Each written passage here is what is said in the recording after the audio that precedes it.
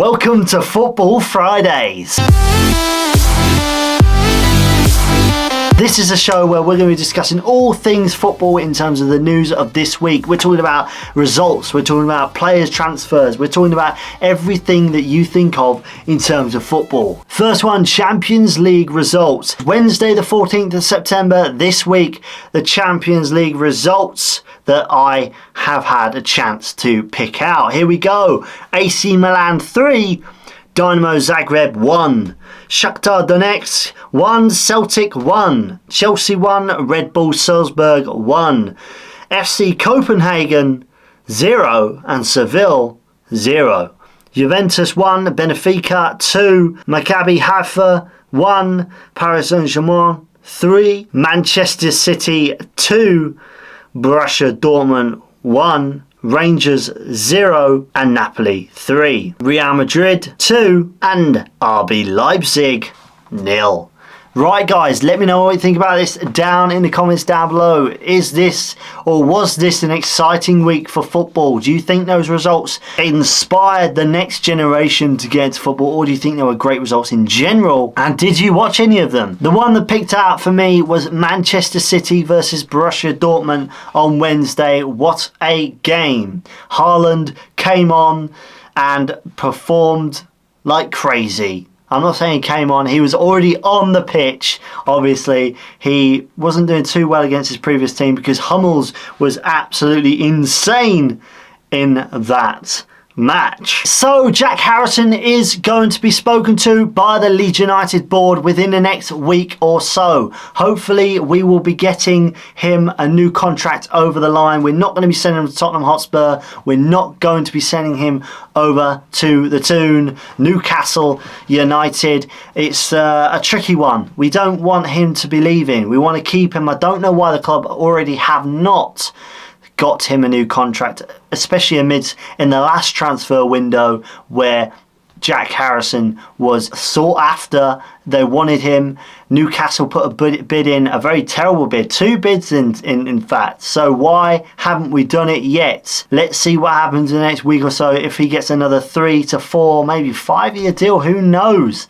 But with a bumper new contract, with a bumper new deal for him very, very soon. It has been announced by the man himself. Ben Foster has retired from football. Now, there was a lot of speculation where Ben Foster was a free agent, is still a free agent, and he was coming on to Ellen Road. He was making his way to Ellen Road, I should say. He unfortunately announced a retirement on Thursday, yesterday, that he is retired. Now, let me know what you think about this down in the comments down below. What do you think about him retiring? I think he's a great goalkeeper. He's not the best in the world, but great personality, great insight into the behind the scenes in the football world, especially with his vlogging, his GoPro cam, everything you can think about, he does it behind the scenes. And as well as the GK, the cycling GK himself on the podcast, doing all of his media stuff that obviously he announced in his previous video, he has retired.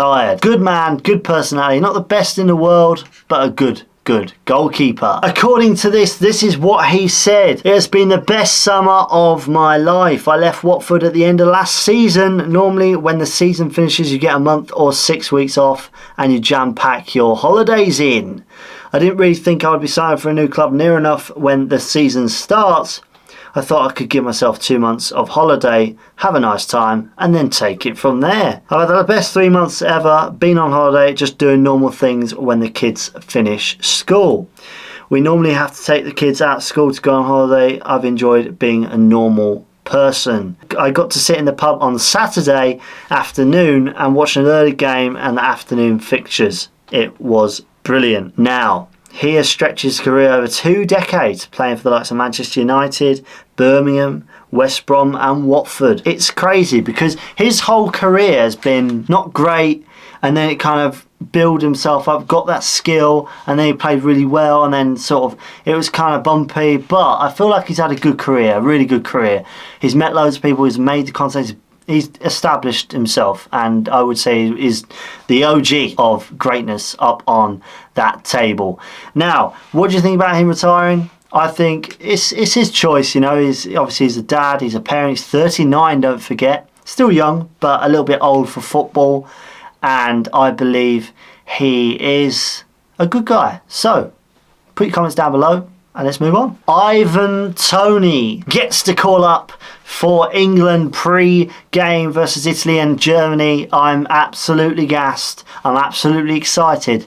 I'm ecstatic. Yes, he destroyed us when he was playing for Brentford. But at the end of the day, it happens. He's a good footballer. You know, he played at Peterborough, then he came to Brentford and he smashed us out of the park. His goals were insane. His technique, his ability. So for the England squad, he's going to help us a lot.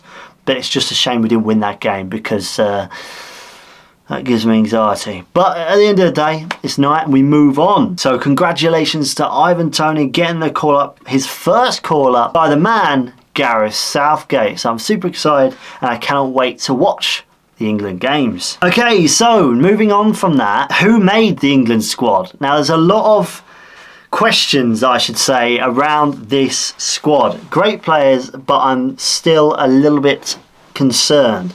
Goalkeepers, we got Nick Pope from Newcastle, Aaron Ramsdale from Arsenal, Dean Henderson from Nottingham Forest on loan from Manchester United. However, where is Pickers? Where is Pickford? He's not in there. Now, what is your opinions on that? Why isn't he in the squad? Let me know right now in the comments down below. The defenders, we've got Trent Alexander-Arnold from Liverpool, Ben Chilwell from Chelsea, Connor Cody on loan at Everton from Wolves, Eric Dyer from Tottenham, Mark Guéhi from Crystal Palace, Reece James from Chelsea, Harry Maguire. I don't know why we've got Harry Maguire in the squad. I'm sorry, but I feel like he's just getting too much of a benefit of the doubt now because he plays for big, like the top 5 clubs, which Manchester United have not been doing very well this season. Yes, they picked up a few goals or a few games. However, I'm a bit confused really because he shouldn't be in the squad.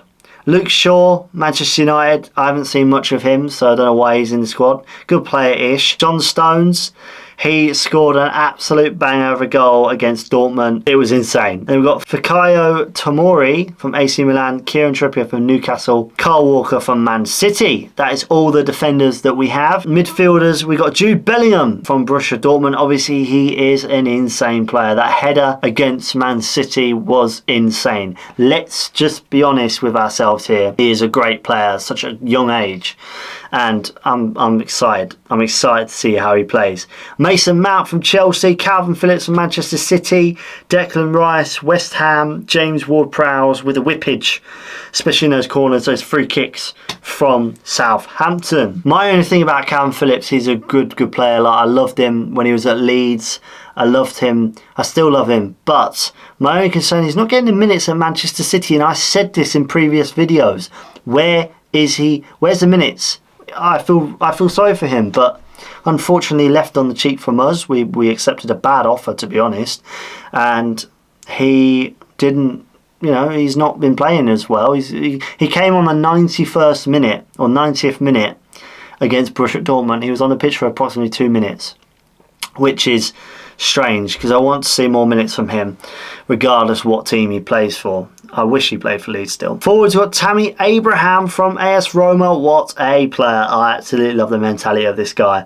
Jared Bowen from West Ham. Not the biggest fan, but a great player. Phil Foden from Man City. Yes, he's a great player. Jack Grealish from Man City as well. Harry Kane from Tottenham. Bukayo Saka from Arsenal. Raheem Sterling from Chelsea. And the number one main man that we got destroyed by was Ivan Toney from Brentford. Now, I am absolutely gassed about this team. I'm absolutely excited by this team coming into this new world of football, this new World Cup, pre-World Cup, I should say.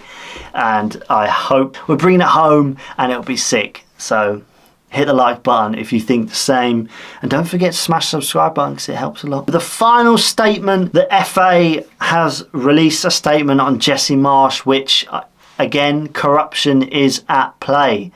There is a lot of corruption in this world, and especially it is in the world of football, unfortunately.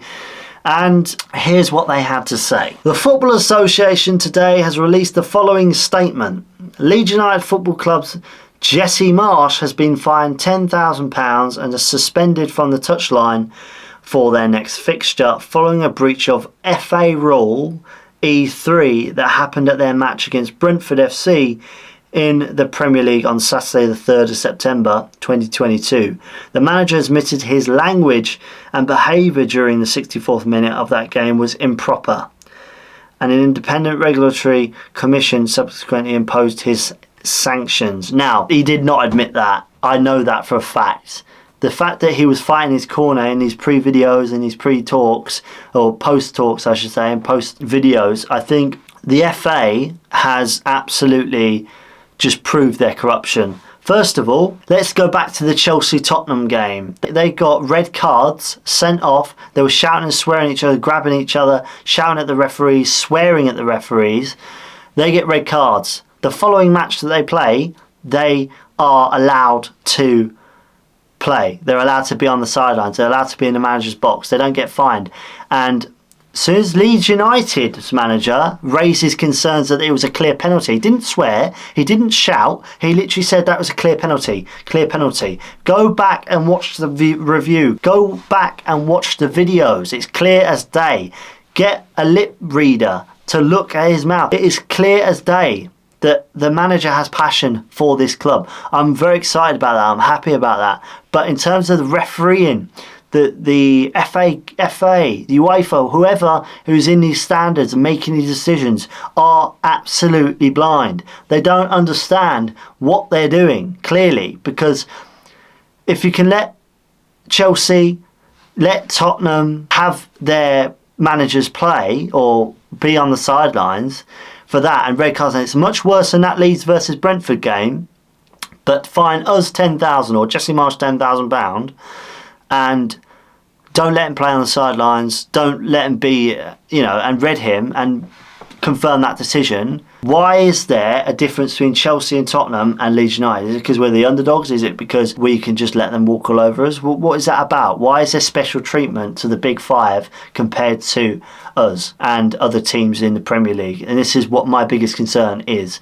Is it the money? Is it refs being paid off? Is it corruption? I just think it is disappointing from the Premier League, disappointing from the referees, and the fact that we're getting into this age of football now where it is all questionable. Decisions are questionable, and when it's clear as the day and the sky that the decisions are wrong and it's a clear penalty, clear free kick, clear foul, whatever it may be, and the special treatment to our manager compared to other Premier League managers, it's clear that it's not starting to become not a fun game in that aspect. I love football, I love Leeds United, they are my team. However, in terms of the Premier League and their actions, they don't care about the smaller teams. They don't care about Leeds United. My thing is, why? Let me know what you think about this down in the comments down below. I feel like loads of people who support this channel and others who somehow come across this video think the same thing. So let's have a discussion down below. Do it right now. Okay, so that is the end of the Football Friday episode 1 to be in fact. Hope you guys enjoyed it, all the latest news this week, and I'll see you again in the next video and in the next Football Friday. Don't forget my vlog is coming out on Sunday this week, so don't forget to check it out. Hit the subscribe button and I'll see you guys next time. See you later.